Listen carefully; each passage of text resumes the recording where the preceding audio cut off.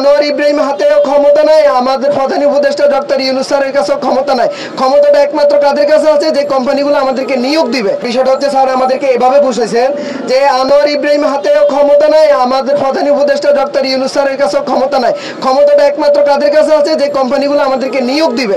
এখন নিয়োগকর্তা যদি আমাদেরকে না চায় তাহলে আমরা বেসিক্যালি যাইতে পারবো না। এখন এখানে দুইটা বিষয় স্পষ্ট। একটা হচ্ছে যে দেখেন আমাদের মূল প্রবলেমটা কেন হয়েছে, আমাদের সিন্ডিকেটের কারণে, বিষের দামটা বাড়িয়ে দেওয়ার কারণে আমরা যেতে পারিনি। তখন আপনার 20,000 টাকার টিকিট হয়ে গেছে 2,80,000 টাকা, এরপরে টিকিট হয়ে গেছে কত 4 লক্ষ টাকা, 3 লক্ষ টাকা। এখন এখানে যেহেতু ওনারা নিয়োগকর্তারা যখন আমাদেরকে আমাদের সময় যখন চলে যায় তাই আমাদেরকে নিয়োগ দিতে পারেনি বা আমরা মালয়েশিয়া পৌঁছাতে পারিনি।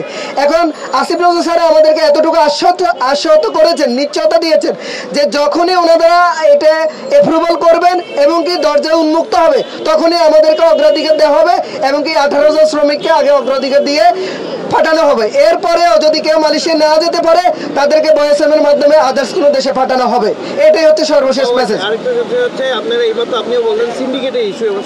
আমরা এটার জন্য আসিফ নজরুল স্যারকে বলেছি, স্যার বলেছেন আপনারা অনেকগুলো আমার কাছে জমা দিয়েছেন, দরখাস্ত করেছেন, আমরা এটার জন্য পর্যাপ্ত ব্যবস্থা নিব, আমরা এটার জন্য আপনাদেরকে নিশ্চয়তা দিতেছি, আমরা ওনাদের জন্য অ্যাকশন শুরু করব। এতটুকু আমরা নিশ্চয়তা পাইছি ওনার কাছ থেকে। আচ্ছা, আপনারা যারা যারা গেছেন তাদের নাম পরিচয়? আমরা তো টোটাল 5 জন গিয়েছি। তো আমাদের সাথে বেসিক্যালি হচ্ছে আসিফ নজরুল স্যার 2 জনের সাথে সাক্ষাৎ দিয়েছেন। একজন হচ্ছে আমি সৌদি প্রবাসী মাইনুদ্দিন বাবু, আরেকজন হচ্ছে আলমগীর হাসান, মালয়েশিয়া প্রবাসী আলমগীর হাসান। আমরা 2 জন বেসিক্যালি হচ্ছে আসিফ নজরুল স্যারের সাথে কথা বলেছি।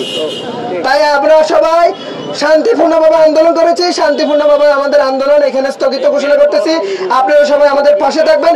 পরবর্তীতে আমাদের কোনো সমস্যা অথবা কোনো করণীয় থাকলে আজকে যেরকম আপনারা সশস্ত্রভাবে আমাদের পাশে ছিলেন, আগামীতে আপনারা পাশে থাকবেন, সহযোগিতা করবেন। এই কামনা শেষ করে আজকের কথা এখানে শেষ করছি। আলমগীর ভাই কিছু বলেন?